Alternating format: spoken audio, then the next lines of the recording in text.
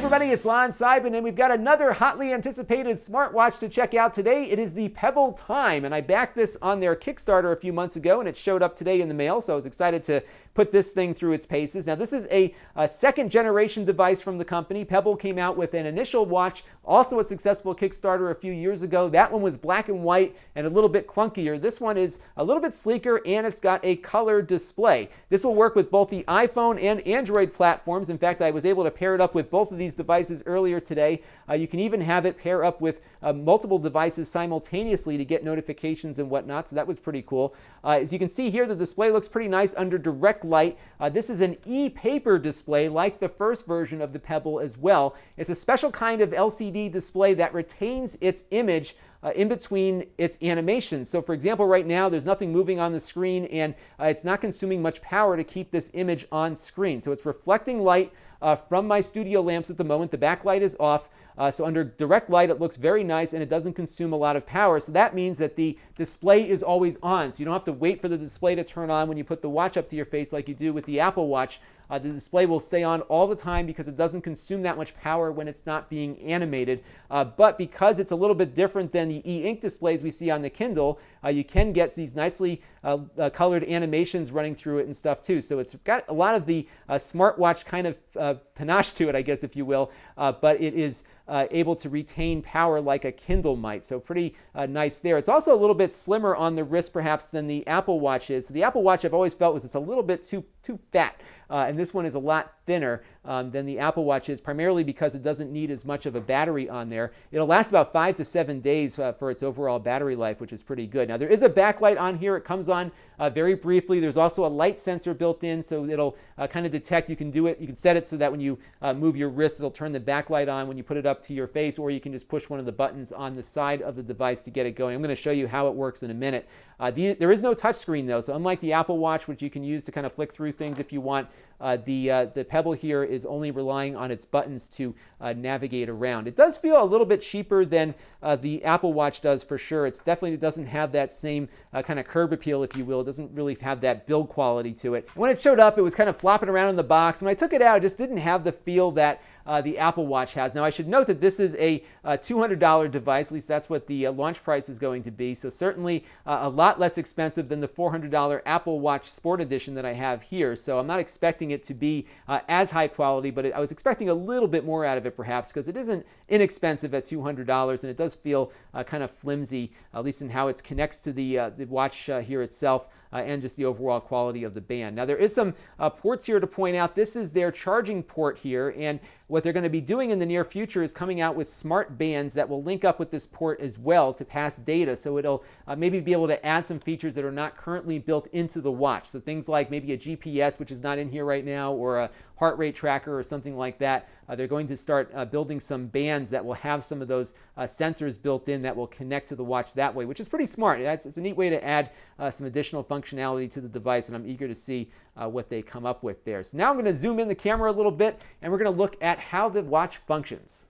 Now, you interact with the watch using these 3 buttons here on the side. So the top button is called the past button, and what that will do is pull up things from the immediate past, and you can get the sunset, for example. If I hit it up again, it'll tell me what I had on my calendar yesterday, and this is all stuff that it gets from the calendar that is configured on your mobile device that it is paired with. On the side here, on the left side, is the back button. That'll bring you back to your watch face so you can get out of that menu. The lower button they call the future button. So similarly, you can get the sunrise time that'll happen in the future, as well as things on my calendar for tomorrow. So it gives you a heads up as to what you had already and what you have coming up just through pushing the top and bottom buttons there. Now, if you want to get into some of the apps on the device, you push the center button here. Music is just that. It is a remote control for your mobile device's music player. So I've got a podcast loaded up here. If I hit the play button, it'll start playing on my device. You can set some alarms. You can change the watch faces through this app here. So I can go in here and maybe set it to their Weatherland watch face, which is pretty cool. It looks like a little 8-bit thing, which is tied to the weather and the time of day. So that's kind of a neat little watch face there. I can then go back into our center menu there and scroll back through the apps. You can change the order of these things as well. Misfit is a fitness app. There are a number of these available in their app store, which I'll show you in a minute. You can only use one at any given time, so this is the one that I have loaded on here at the moment, but you do have a choice of fitness apps. It's got a basic kind of accelerometer on it to measure footsteps and that sort of thing. I don't know if it's going to be as accurate as the Apple Watch, but it'll be good enough for pedometer purposes, that's for sure. You can go through your prior notifications in here. One of the issues that I have with this, though, especially on the iPhone, which I'll talk about in a minute, is that any notification your phone receives, it just pushes right over. So there's not a lot of ability to kind of filter out what notifications you're going to get on the iPhone. The Android platform is a little bit more flexible, so just keep that in mind. Pixel Miner is just a little game that I have loaded on here, and it comes up right away. What's interesting is at the moment, because the Apple Watch at the time that I'm shooting this doesn't yet have its native apps ready yet, the apps really are native on this watch. So once they're loaded in from the paired up mobile phone, they're going to run very quickly and load up very quickly on here. So there is some at least some current advantages over perhaps the major competing platform, but that won't last for too much longer. But it's got some neat little games like this, things that are well suited for the watch interface. So that's kind of how you use it. There's probably a little bit more depth to it that we're not going to get into in this video, but I would love to hear from some of you as to what apps you are running on it. And speaking of apps, we are going to go pop open my iPhone now and see how you configure this.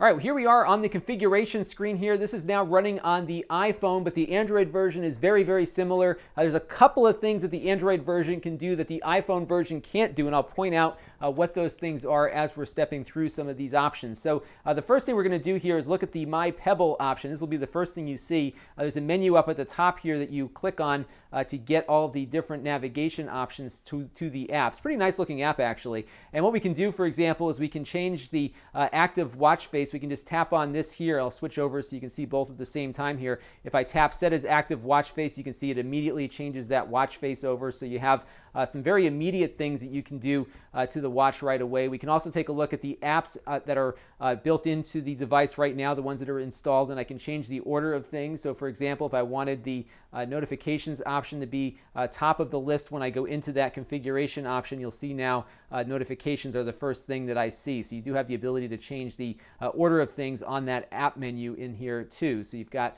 some of those things available to you. You can get more watch faces on their watch face store. All these things I think are free. I haven't found any that cost anything yet, but you can see just the variety of options you have for different watch faces. You can load in as many as you want. I guess what it'll do is automatically take off watch faces that you're not using if it runs out of space. They don't really say exactly how many things you can store on the watch, but because it always has an active, or at least presumably has an active connection to the phone, it can pass things back and forth if it happens to run out of memory and needs to delete something. But as you can see, you've got a ton of watch face options on here, and I'm sure you could probably make your own also if you wish to do so. So you have that. You also have the app section here. This is where I'm really interested in hearing from some of the current Pebble users. There is a lot of stuff in here, but I really haven't gotten to yet. So I'd love to see what some of the apps are that you're all running, and maybe to find some additional useful things I can do with it. But there's a lot of stuff that you can install in here. I think there's several thousand apps right now on this device, primarily because this product, at least the original version, has been out for a while. So there is a lot of stuff out there that you can install on your device. So now we're going to get into some limitations of this device. And on the iPhone, it is very limited. You really can only use this as a notification tool. And the worst part is that it's very difficult to configure any notifications at all, because as you can see here, the notifications app has no gear next to it. So for example, I can click on the gear next to the Weather Channel app, get in and configure some of the units of measure, my location and whatnot. I cannot do that with notifications at all. The only way to configure notifications is through the iPhone's own notification interface. And what that means is that if you don't want a notification to appear on the watch, you have to turn it off on the phone. And on my Apple Watch, what I do is I have like maybe 2 or 3 apps that I get notifications on my wrist for, but there are other notifications that I don't mind getting on my phone because they're not as urgent, and I kind of want to see those on the phone but not on the watch. So the watch interface on the Apple side, and you can see my video there, covers all of those bases. You can basically say, all right, I just want these 3 apps to notify my watch and nothing else. else. On the Pebble here, it's all or nothing, and that's a bit of a problem for me. So that's a big limitation right there. On Android, you can make those decisions. So you can choose which apps notify the watch and don't, but on the iPhone side, you can't. And that is a limitation of iOS and how it kind of locks down the notification system for third-party apps like the Pebble app. So I'm going to send myself a text message right now, and when it goes off on my phone, we'll be able to see that notification pop up on the watch too. And I'm going to show you one of the limitations, especially when you're running on the iOS platform. So here is my text message that just came through. I can then only do one thing, which is dismiss it on the watch. I can't actually, on the iOS platform, actually respond to the message. On Android, they do give you a couple of options for responding to text messages. So you can do they can let you program 5 different pre-canned responses you can push back through the watch to your phone to your recipient, or you can attempt to do some voice translation using its built-in microphone, but it's not using Google's system, which is really good. They're using their own thing, and they're even admitting on their website that their speech-to-text translation isn't all that great right now. So I think this is really going to be kind of limited to more of being a notification tool than it is going to be an interaction tool. And I found on the Apple Watch that I've been very impressed with its ability to reply to quick messages, either with the translation, or if that fails, just sending the audio through. You can't do much of that on here at all at the moment, especially on the iOS platform. I think if Apple gave them a little bit of a shot here and let them access some of the things that their watch can access, they might be able to do some of those things on iOS, but I'm certainly not going to hold my breath on that. So it's a little bit more functional from the standpoint of interactivity on the Android platform, but again, it's not using Google's text to, or speech-to-text translation either, so you're missing out on a lot of those Google Now features and other things. So where this is useful is, first of all, it's a lot less expensive than the Apple Watch is. It's in the same price range, though, as more functional Android Wear watches. However, it's a lot smaller. In fact, I really like how this fits on my wrist. So if you have a smaller wrist and you really don't want to wear one of those huge hockey pucks that you might get on the Android side at the moment, this might be a good alternative. And you do get the convenience of getting all those notifications delivered to you.